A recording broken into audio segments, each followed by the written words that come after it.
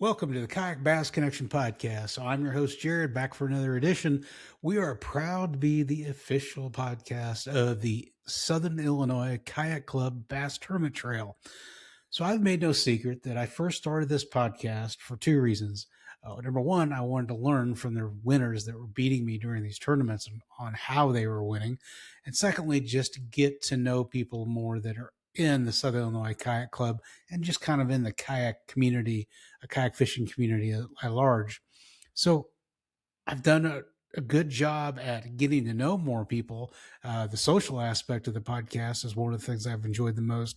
But I found that I've become so tied up in engineering the podcast and getting those interviews done that I really haven't sitting down myself and taken a hard look at what should I be learning that I should transfer on the water to help myself.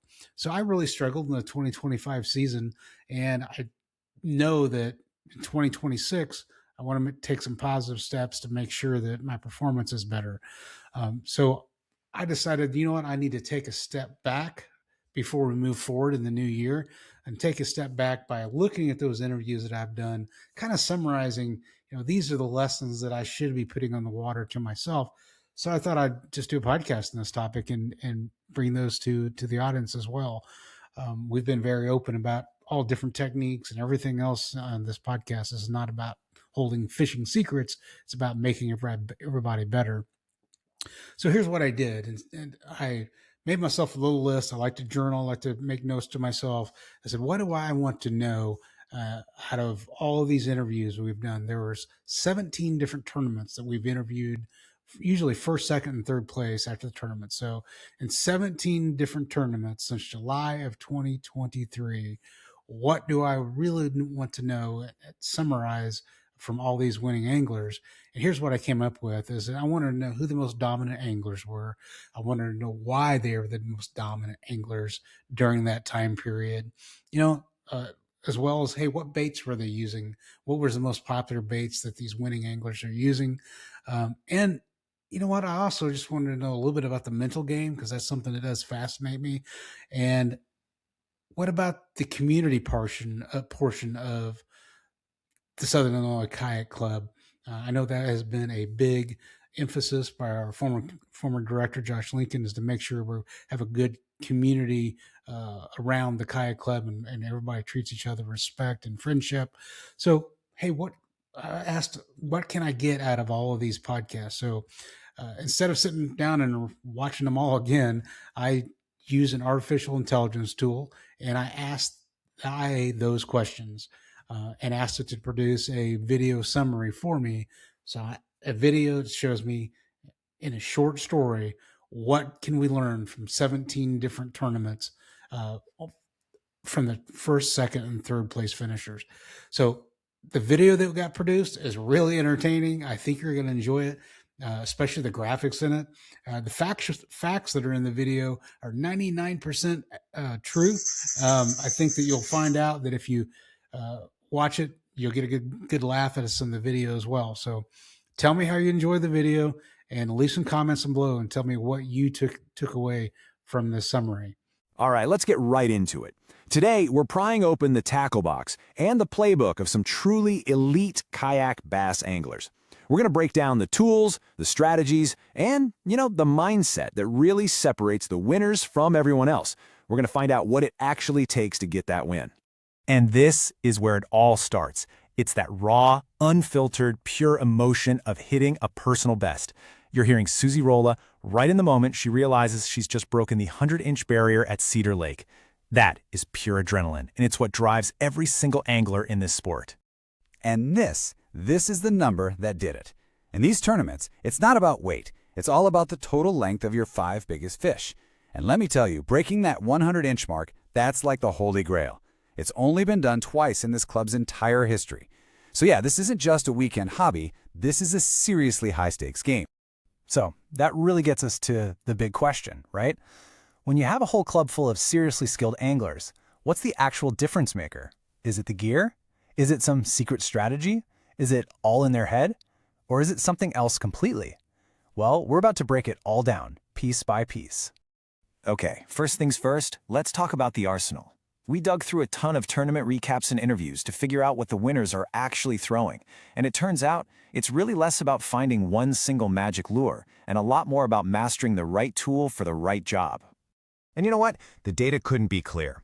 When you look at what the tournament winners mention, the chatterbait is the undisputed king. It's not even close. The guys who are consistently at the top, guys like Darren Hemker and the Angler of the Year, Dalton Williams, they lean on this thing heavily. It's just so versatile, so effective, and apparently bass just can't stand it. But it's not just about what they throw. It's about why. A chatterbait is money on those windy, grassy points because that vibration just triggers a bass to bite. A jig, well, that's more methodical. You use it to slowly pick apart submerged logs and stumps. And that last part about the buzzbait, that's pure psychology. An angler loses a giant fish on one, and suddenly he's convinced it's the only thing he should be throwing all day, trying to get that one bite back. But here's the real kicker when it comes to lures. You just can't be a one-trick pony. The Angler of the Year, Dalton Williams, is the perfect example. His best finishes all came on totally different baits. A crankbait one day, a frog the next, then a jig. So versatility isn't just, a nice bonus. It's absolutely essential if you want to be successful day in and day out. So you've got the right lures. Awesome. But where in the world do you throw them? That's where we get into on-the-water strategy. This is the real chess match of kayak fishing. This is where the mental game truly kicks in. Now, when it comes to getting ready for a tournament, we're seeing two main approaches. First, you've got the scout, like Susie Rolla. She actually went out and pre-fished Cedar Lake, found a solid pattern in some weed pockets, and then just executed it perfectly for that massive 100-inch day. Then you've got the historian, like Darren Hemker. He often skips pre-fishing altogether and just relies on his years and years of knowledge about certain spots. Both ways can clearly get you on the podium. But no matter how you prepare, on tournament day, it's all about hitting those high-percentage areas. The winners are consistently looking for edges and transitions, those grassy pockets, submerged logs, and points where the wind is churning up the water. At Cedar Lake, the winning formula was super specific. Find grass near steep bluff walls. And if you could find bluegills spawning in those same areas, man, that was the absolute key to getting the biggest fish to bite.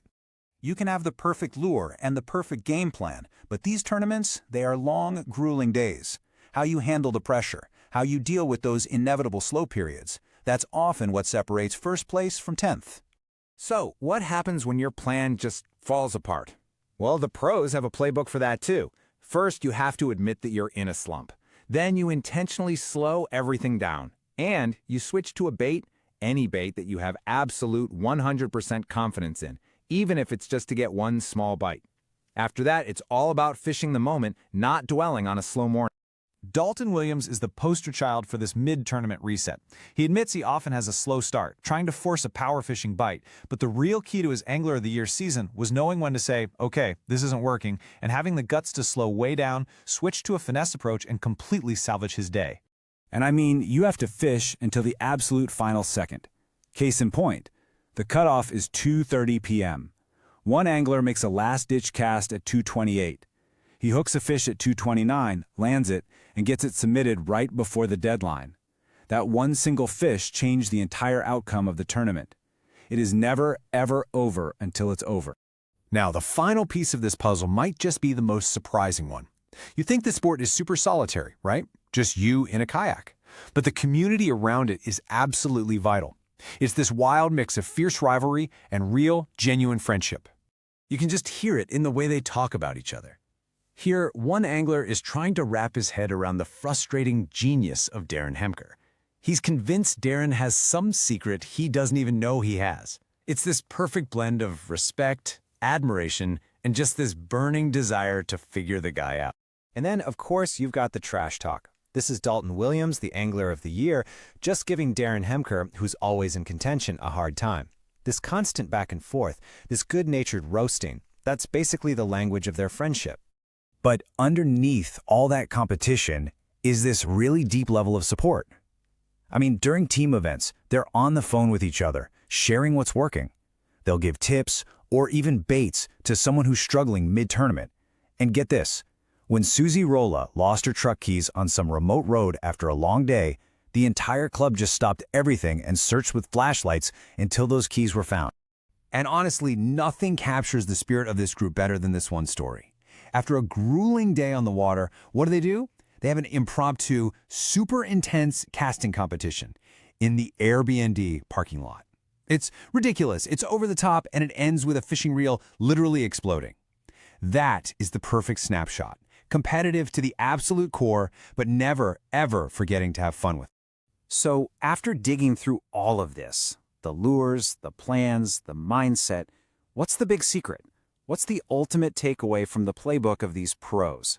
It really boils down to these 4 things. First, master your tools, but be ready to switch it up. Second, always have a plan, but be willing to tear it up and adapt on the fly.